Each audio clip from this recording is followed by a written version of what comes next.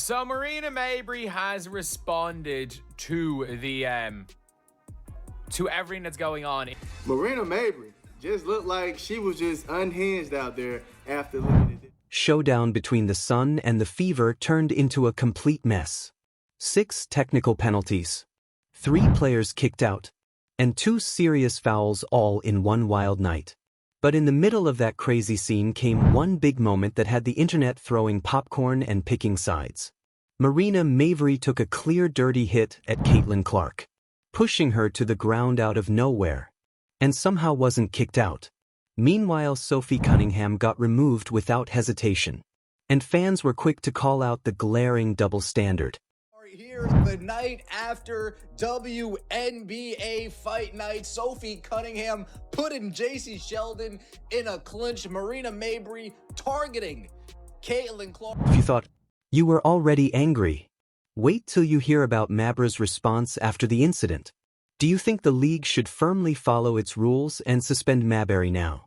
Let us know in the comments below. Let's go. Oh, and Marina Mabrey is going to get ejected. If the officials saw that, Marina Mabrey is going to get ejected. Well, they're going to go and look at it. All they had to do was just eject her. All they had to do was eject her, and none of this happens. If the referees had ejected Marina Mabrey, nothing else happens. The Sophie Cunningham situation is... Then after all the dust cleared, the league quietly decided to reclassify Mabrey's foul as a flagrant 2. No press statement, no dramatic notice, just a quiet update hidden into the league site. So now the big question is, how did the refs miss it in real time?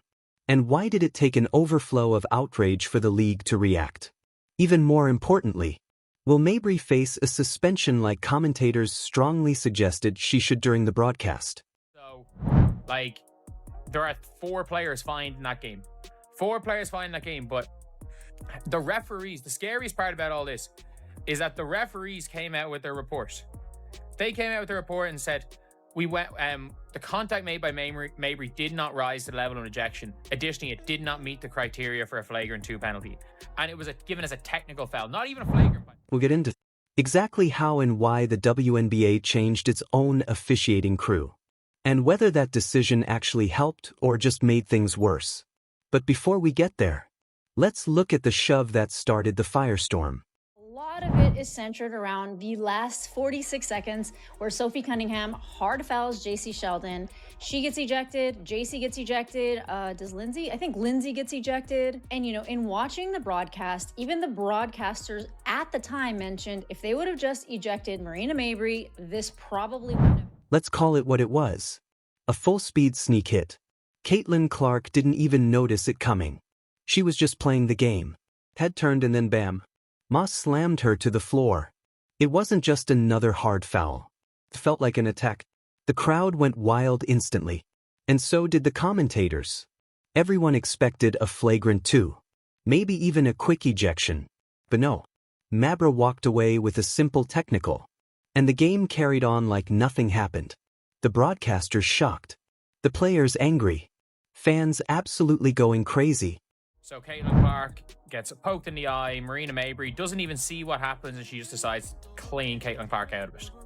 And the referees just said, nah, it was not worth an injection. So Caitlin dribbles. Look at how far she is away from the ball, by the way. Look at how far she is away from the ball. Within minutes, the clip was everywhere. Social media exploded with people asking the same thing. How is she still in the game? What are the refs even watching? It wasn't just Clark fans either. It was regular viewers. Former players, analysts, everyone saying how the officials were losing control on the game. Things only got more upsetting when you looked at the rest of the calls. Sophie Cunningham was kicked out on the spot for a hard play that didn't come close to what Mabrey did. At this angle, you can see just how far JC Sheldon is away from the ball. The ball's here. She's hitting Caitlin Clark in the face here. If you guys are looking at my cursor, I'm sorry I can't make this bigger. My cursor. She hits Caitlin Clark here. The ball's here. The ball is 3 feet away from Caitlin Clark's face. And she just targets the face. She targets the face. Like, I don't know if there's any other way to describe it. Like, this is clearly, she just lunged at her face. She went nowhere near the ball. She lunges forward. She absolutely, positively, zero doubts about it, lunges at Caitlin Clark's face. The differences were impossible to ignore. Sophie got the ejection instantly, while Mabrey stayed around after what was clearly a more wild and dangerous foul. The whole thing shouted uneven enforcement of the rules. I don't see how you can say that any other way. She literally lunged at her face, and then Caitlin's there walking away, and she belly bumps her. Like, by the way, Caitlin with the shove. Caitlin does not move JC Sheldon. If you look at this angle, you can see Caitlin Clark does not move JC Sheldon. They're like, Caitlin shoved Sheldon. Caitlin literally, JC Sheldon's still moving forward. So JC Sheldon is the one who initiates the contact, and then Chaser and Marina Mabrey comes from down. People kept adding more criticism, asking, are the refs just guessing before each whistle? Because if the same standards were used for everyone, there's no way Mabrey should have been allowed to keep playing. But the differences didn't end at the final buzzer. That's when the WNBA's cleanup plan kicked in. So yeah, she ended up stating Marina Mabrey's technical from last night's Fever Sun game has been upgraded to a flagrant 2. Oh man, the league told ESPN a flagrant 2 comes from a standard fine. Additionally, Sophie Cunningham was fined separately for her hard foul with 46 seconds to play. That's right. They came out later and said, actually, we've changed it to a flagrant 2. It is kind of, frustrating to see the hypocrisy like everywhere in all the spaces when it comes to the Indiana Fever, because I'm seeing the same people saying, and the same people in the media, the same people in social media, which social media doesn't really count and it shouldn't, but these are filtering to people in the mainstream media saying it was a physical league last season to Sophie should be ejected and her spot should be considered in the league, and calling her out on all these physical plays that were totally excusable until the Indiana Fever do. And it wasn't just that moment. Let's not forget. Caitlin Clark herself got hit with a technical for responding after someone scratched her in the eye. Sophie Cunningham got charged and flagged for a play that didn't look half as mean as Mabrey's. Every whistle felt like it came from a different set of rules. If Mir had been kicked out when she should have been, the game would have had a very different feeling. Instead, we got this messy fix long after the damage was done. There's no way y'all coming after the game and then now you're saying, oh, it should have been a flagrant 2. Oh, we should have. Look, you're catching the smoke and now you want to change it. You need to do it during the game. All right, during the game, go ahead and call it the way it is, man. Stop with the none. Now everyone's wondering the same thing. How are players and fans supposed to believe what's happening on the floor when the rules seem to change minute to minute? The gap between what officials do live and what the league does after review is only growing wider. And the main problem, the refs and league can't even seem to agree on what's bad enough for a flagrant. That's not just a bad look. It's a trust problem. So let's cut to the chase. Who actually takes the blame for this mess? The refs in the heat of the moment, or the league that stepped in only after the public outrage? All eyes instantly shifted to referee Ashley Gloss, who after the final buzzer explained that Marina Mabrey's shove didn't meet the standard for a flagrant 2 or an ejection. That's why Mabrey walked away with just a technical foul and stayed in the game. Gloss was confident. Live, it didn't hit the required level. Contact made by Mabrey did not rise to the level of an ejection. Additionally, it did not meet the criteria for a flagrant foul penalty 2. But less than 24 hours later, the WNBA quietly changed its own official crew, raising the penalty up to a flagrant 2. That change of decision speaks volumes. It's not merely a correction. It's a public disagreement. And now the repeating question resonates. How does a play go from not worthy of the ejection to serious level violence in just a few hours? Out with this statement saying, yeah, it was a flagrant. Instantly, social media blew up. Clips spread with captions like, "What do these refs even see?" Fans and analysts were trying hard to reconcile the difference in judgment. It wasn't just Gloss crew under the spotlight. It was the entire league. Are the WNBA doing what it says? Or are they making decisions in the aftermath of public backlash? Are we seeing a system that fixes itself? Or one that follows drama? So this just clearly shows me the referees need some schooling, man. Okay? They need some schooling. You had these referees out here clueless, man. And I was wondering what was taking them so long to call the right call. I swear to you, man, we lived 2 lifetimes before they came back and said what they needed to say about the nonsense that happened. The game itself was already a ticking bomb. 6 technicals, 3 ejections, and a storm of hard fouls. Yet the strange thing was the technical flag on Caitlin Clark. She was flagged for rude behavior after naturally reacting to an eye poke and a stopped play bump from JC Sheldon. The question was, why did Caitlin Clark get a technical foul? She ended up coming back and saying, after the foul by Sheldon, Clark reacted in an unsportsmanlike manner towards Sheldon. Huh? How does that even match up to a purposeful blindside shove? Then there's Sophie Cunningham's ejection. A perfectly timed hard foul called live and confirmed with an additional fine afterward. Meanwhile, Mabrey's more obvious transgression was softened temporarily during the game, only for the league to quietly raise it later. Now the flagrant with Sophie, I'm still questioning that. I'm still questioning because it looked like a take foul, fam. And don't tell me y'all never seen somebody grab LeBron James, like hold him like both of his arms, try to hold him down. He fights through it, still makes the bucket. Don't tell me y'all never seen. That level of unfairness is what fuels the fire. How can one player be thrown out for a standard hard foul, while another gets to keep playing after a play that felt much more aggressive? The result? A growing gap in trust between fans, coaches, players, and now officials. The difference from one call to the next, especially inside a single game, raises serious doubts about who's really running the show. At the end of the day, as long as bad referees are allowed to do whatever the hell they want to do, as long as bad referees can get away with every single thing they want and can get away with stuff like this, nothing will ever change. What kind of stress are refs under when they're making fast calls?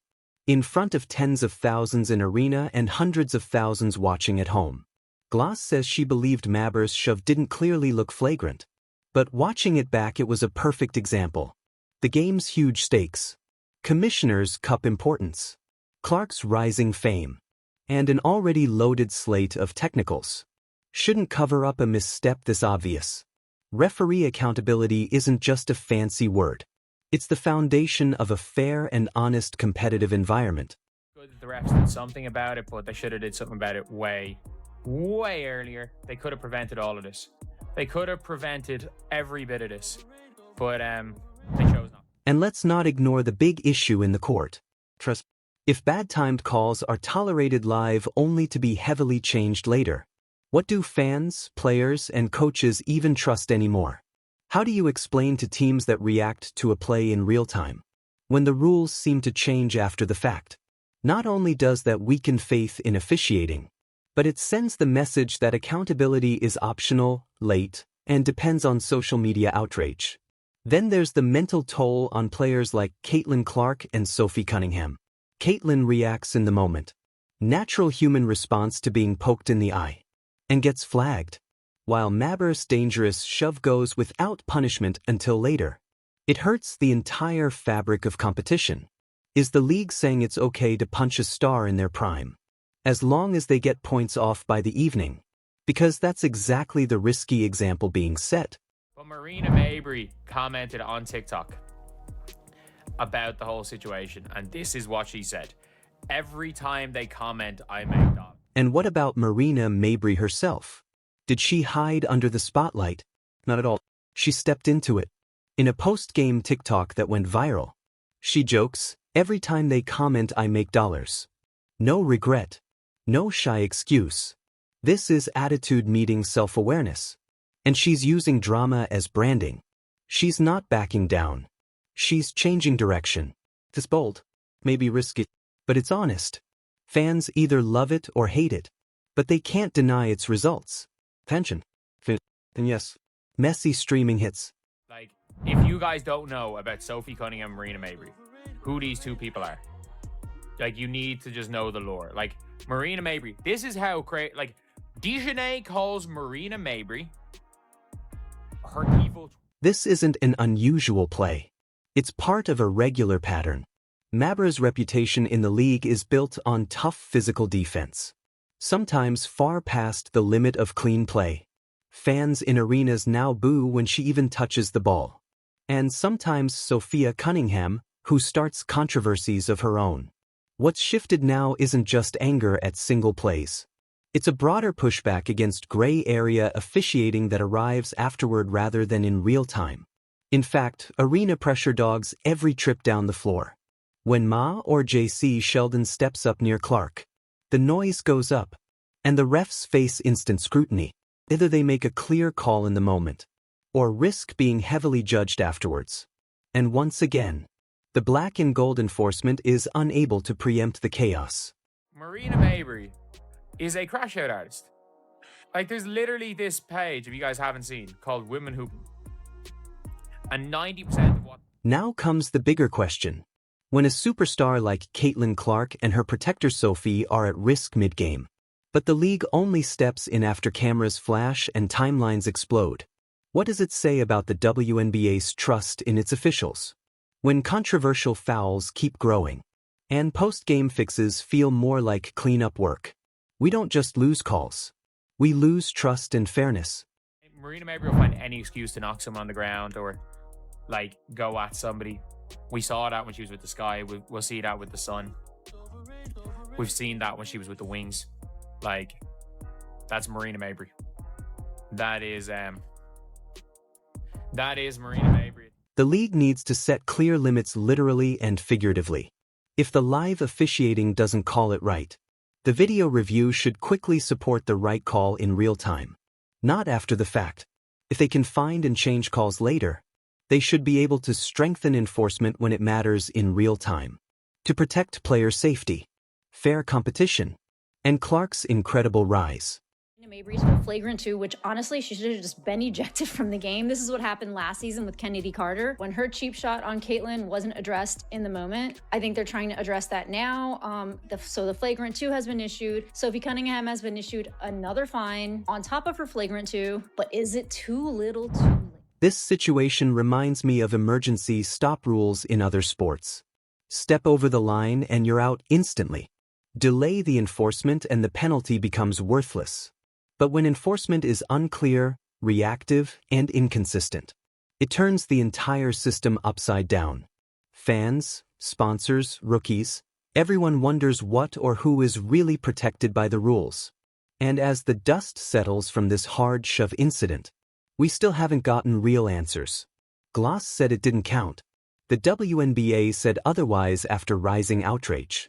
Clark and Sophie now carry the weight of their own retribution mid-game. But what about officiating clarity? The league doesn't appear to have a clear answer, and that's the problem.